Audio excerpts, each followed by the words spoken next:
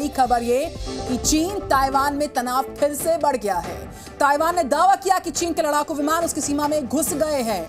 42 लड़ाकू विमानों की घुसने की जानकारी ताइवान ने चीनी विमान की जानकारी दी है।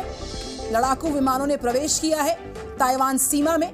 ये बड़ी जानकारी बढ़ते तनाव की ओर इशारा करती हुई ताइवान में घुसे हैं 42 चीनी विमान, उसकी घुसपैठ की ये सबसे बड़ी खबर। ताइवान ने दावा किया 42 लड़ाकू विमानों की घुसपैठ का।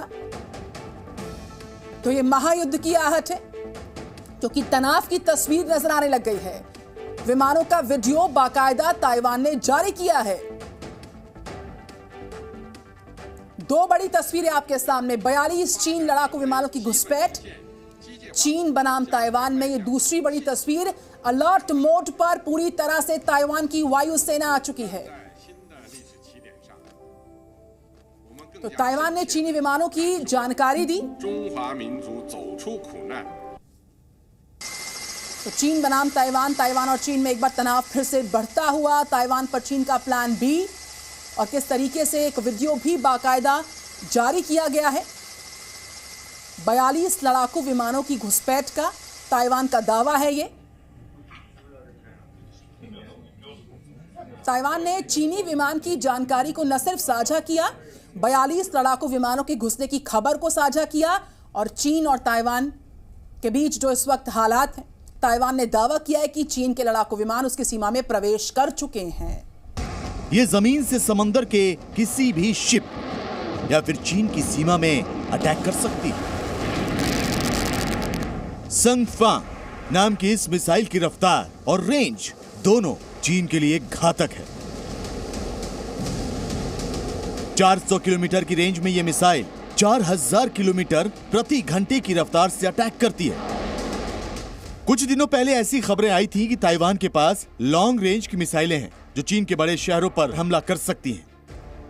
अगर लड़ाई हुई तो ये मिसाइलें पावर का बैलेंस बिगाड़ सकती हैं। दावा है कि ताइवान ने जमीन पर हमला करने वाली सुपरसोनिक क्रूज मिसाइलें और बैलिस्टिक मिसाइलें बना ली हैं जो 1000 किलोमीटर तक अटैक कर सकती हैं। चीन और ताइवान के बीच में सिर्फ 160 किलोमीटर की दूरी है, यानी कि चीन की सीमा में अंदर तक हमला संभव है। इस मिसाइल पावर की वजह से ताइवान के लोगों ने चीन को सीरियसली लेना बंद कर दिया है। ताइवान का हौसला आसमान पर है, जिसे तोड़ने के लिए चीन की सेना युद्ध अभ्यास में अपना लॉन्ग रेंज बम वर्षक H-6 एयरक्राफ्ट लेकर आई। ये विमान न्यूक्लियर अटैक भी कर सकता है। इसके साथ ही चीन की नौसेना ने अपना वॉरशिप तैनात किया जो जमीन, हवा और समंदर से ताइवान में अटैक कर सकता है और मिसाइलों को मार गिरा सकता है। इन हथियारों की वजह से चीन के लोगों को भी अपनी जीत का यकीन है। ताइवान के बॉर्डर पर चीन के फाइटर पहुंचे। चाइनीज आर्मी का गोला बारूद और पावर शो देखकर दुनिया को नया युद्ध होने का खतरा दिख रहा है। ब्यूरो रिपोर्ट, जी मीडिया। और इस खबर पर करेंगे विस्तार से बात। दो खास मेहमान और जी न्यूज के रिपोर्टर जुड़ चुके हैं मेरे साथ खास मेहमानों में मेजर जनरल अश्विनी सिवाच हैं। Very good afternoon sir. साथ ही साथ major general retired K Sinha sir हैं। Sir very good afternoon to you. और साथ ही कृष्ण मोहन मिश्रा की एक्सक्लूसिव रिपोर्ट होगी। पहले कृष्ण मोहन मिश्रा के पास चलते हैं। कृष्ण, चीन की जो सैन्यवादी मानसिकता है उसको दर्शाती ये बढ़ती गश्ती, ये बढ़ती घुसपैठ, स्ट्राइक 42 नजर आती हुई, इसको सरल शब्दों में समझाएं जो दर्शक जी न्यूज के साथ जुड़े हैं वो समझ पाएं और चीन की मानसिकता को भी समझ पाएं। देखिए, चीन राजनीति और युद्ध में बहुत ज्यादा फर्क नहीं करता। दरअसल वो राजनीति और कूटनीति में युद्ध का, सैनिक ताकत का इस्तेमाल करता है और आगे अपने व्यापार को आगे बढ़ाने के लिए भी सैनिक ताकत का इस्तेमाल करता है। चीन ने ये अभ्यास इसलिए शुरू किया क्योंकि ताइवान की वाइस प्रेसिडेंट विलियम लाई इस अमेरिका गए। दरअसल वो दक्षिण अमेरिकी देशों के दौरे पर थे और वापस लौटते समय उन्होंने अमेरिका में एक स्टॉप ओवर किया और उस बात से चीन को बहुत ज्यादा परेशानी हुई क्योंकि चीन जाहिर सी बात है कि ताइवान को अपना हिस्सा मानता है। इसलिए चीन की ईस्टर्न थिएटर कमांड जिसके इलाके में ताइवान का इलाका आता है, यानी ताइवान की तरफ से जो भी कुछ कार्रवाई होगी उसकी जिम्मेदारी ईस्टर्न थिएटर कमांड की है, पीपल्स लिबरेशन आर्मी की। उसने एक स्टेटमेंट जारी किया था कि उसने इस बात को बहुत गंभीरता से लिया है और ताइवान को एक कड़ी चेतावनी देने की वो तैयारी कर रहा है इस सैनिक अभ्यास के जरिए। इस सैनिक अभ्यास में चीन के फाइटर्स भी हैं, उसके लॉन्ग रेंज बॉम्बर्स भी हैं और उसके साथ में उसकी नेवल शिप्स भी हैं। ये सारी चीजें चीन का मनोवैज्ञानिक दबाव बनाने का एक तरीका है ताइवान के ऊपर। लेकिन ताइवान मुद्दे पर लेकर अमेरिका और चीन पिछले साल भी एक बार आमने सामने आए थे। हालात ऐसे लगने लगे थे कि कहीं कुछ आगे इससे बात ना बढ़े, लेकिन वो बात आगे बढ़ी नहीं थी। चीन की एक और आदत है कि चीन हमेशा अपनी शक्ति की घुड़की देता है, लेकिन दरअसल चीन ने जमीन पर लड़ाई बहुत कम की है और चीन में शायद ही कोई ऐसा जनरल होगा, जनरल सिन्हा इस चीज की तस्दीक करेंगे कि चीन की सेना में ऐसे जनरलों की तादाद बहुत कम है जिन्होंने दरअसल लड़ाई देखी है, लड़ाई बिल्कुल। कृष्ण मोहन मिश्रा मेरे साथ, चूंकि दो खास मेहमान हैं, अश्विनी सिवाच सर, मैं समझना चाहूंगी ये जो पूरा सैन्य अभ्यास का प्रकरण चल रहा है, जो इस वक्त सबसे बड़ी खबर बनी हुई है, ये जो ताइवान को भड़काने वाली जो पूरी बाहरी ताकतें हैं उनके खिलाफ, और जो ये पूरी मिलीभगत को लेकर जो संदेश नजर आ रहा है, उनके खिलाफ कड़ी और बड़ी चेतावनी हम समझे चीन की, जो अलगाववादी ताकतें लगातार सपोर्ट करती आ रही हैं ताइवान को। अश्विनी सिवाच जी। हाँ बिल्कुल निधि, इसमें कोई शक नहीं कि ये चीन जो है प्रेशर डालने की कोशिश है। अगर आप पिछले साल भी देखें, जब नैन्सी पेलोसी आई थी अमेरिका से ताइवान में, तो ताइवान ने चारों तरफ से, ताइवान को चारों तरफ से चीन ने घेरा था और वहां पर भी बहुत ही लाइव एक्सरसाइज की थी। वहां पर उसकी फ्रिगेट्स, उसकी मिसाइल, उसके रॉकेट्स, उसकी जो सबमरीन थी वो चारों तरफ से घेर के और एक बिल्कुल प्रैक्टिस की थी कि जैसे युद्ध वाली सिचुएशन। और इसी को रखते हुए मध्य जो विलियम लाई है, अभी जो वाइस प्रेसिडेंट हैं, वो नेक्स्ट इलेक्शन में जो जनवरी में होने वाला है उसके अंदर प्रेसिडेंट बनने की आशा है। तो वो जब प्रगो से वापस आ रहे वो अमेरिका गए, तो मुझे लगता है उसको ये काउंटर प्रेशर डालने के लिए ये चीन की एक प्रकार से गिद्धड़ भक्ति है और कुछ नहीं। ये बार बार ऐसे करता रहता है।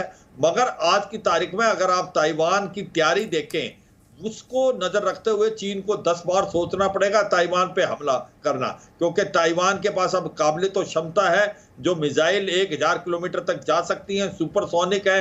आने वाले टाइम में इसको हाइपरसोनिक मिसाइल भी अमेरिका देगा। इसके बाद पेट्रोइड मिसाइल एयर डिफेंस सिस्टम है, F-16 है, F-22 और F-35 की बात हो रही है। उसके बाद इसके पास न्यूक्लियर पावर सबमरीन भी हैं। तो सच्चाई है, चीन को भी भली भांति मालूम है इतना आसान नहीं होगा ताइवान को हड़पना।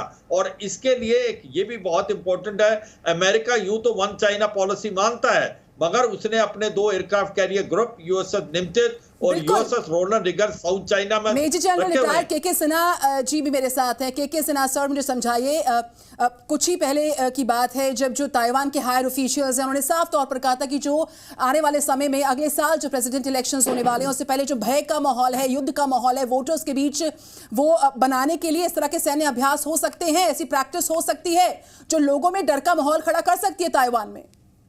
क्या उसी तर्ज पर ये पूरा सैन्य अभ्यास, ये घुसपैठ, ये कड़ी चेतावनी समझी जाए? देखिए निधि, जय हिंद। देखिए जो ये आप देख रही ताइवान का मुद्दा, इंडो पैसिफिक का एक जो स्ट्रैटेजिक जो जिंजरिंग चल रही है, जो आप ट्रांस अटलांटिक में देखती हैं, उसका एक हिस्सा है। और ये हिस्सा है रीअलाइनमेंट एंड इमर्जेंस का, न्यू ग्रुपिंग का। तो इसके अंदर में जो ताइवान को हम ये कह देते हैं क्योंकि इसमें अमेरिका का सपोर्ट है, तो अब ताइवान पे कुछ नहीं हो सकता। मेरे ख्याल से ये एक बहुत बड़ा भ्रम है इंडो पैसिफिक के अंदर में। और ये अमेरिकन यदि आप देखेंगे तो उनके जो कमांड, एयर मोबिलिटी कमांड के जो हेड हैं जनरल मैकमिलन, वो उनका कहना है कि 2025 तक ये कार्रवाई हो सकती है। और हम कभी कभी इसको हल्के में ले लेते हैं कि क्योंकि अमेरिका आ गया, अमेरिका अपना रीडिप्लॉयमेंट कर रहा है इंडो पैसिफिक में, अपने सेंटर ऑफ ग्रेविटी को शिफ्ट कर रहा है। मगर इन चीजों को यदि आप कहेंगे कि केवल इलेक्शन, हाँ वो चाहता है कि वो दूसरे तरीके से ताइवान को अपने हिस्से में मिला ले। और वो सबसे बड़ी बात जो आपने कही निधि, वो है कि नेक्स्ट ईयर का इलेक्शन बहुत सारा डिपेंड। देखिए, मिलिट्री कू से पहले एक पॉलिटिकल कू की बहुत बड़ी संभावनाएं हैं, और वो संभावनाएं ऑल प्रबल हो रही हैं कि जैसे जैसे ट्रांस अटलांटिक एरिया में आप देखिएगा, रशिया एक बढ़त बना लिया है। पूरे लोग एक शक्ति नेटो की लगी हुई थी, मगर उसको रोक नहीं पा रही है और रोकेगी भी नहीं, रोक नहीं पाएगी। तो वो जो आपका एक रीअलाइनमेंट है, यहाँ रीअलाइनमेंट होगा। आज अमेरिका के पास इतनी काबिलियत नहीं है, ना ताइवान के पास काबिलियत है। जो इनके एंटी शिप्स जो मिसाइल सिस्टम है वो चाइना, देखिए हम उसको कहते हैं कि उसको एक्सपीरियंस नहीं, मैं भी मानता हूं, जब हम मानते हैं हिमालय में नहीं होगा, मगर ताइवान एब्सोल्युटली डिफरेंट है। स्ट्रेटेजिक एम्बिग्विटी के जी, और अश्विनी शिवाजी और साथ ही साथ कृष्ण मोहन मिश्रा एक सेकंड एक्सक्लूसिव रिपोर्ट सर। देखिए अमेरिका कहता है स्ट्रेटेजिक वो एम्बिग्युसी की बात करता है, लिखित में है वो एम्बिग्युअस है ताइवान, और ताइवान में जिस तरह से यूक्रेन में नहीं आया ऐसा नहीं आएगा, और वहां उनके कोई भी नहीं आएगी। जापान हाथ खड़े कर रहा है धीरे धीरे, ऑस्ट्रेलिया हाथ खड़े कर रहा है। तो जो हम देखते थे नैन्सी पेलोसी के बाद, आज परिस्थिति आज के दिन बहुत भिन्न है। जी न्यूज़।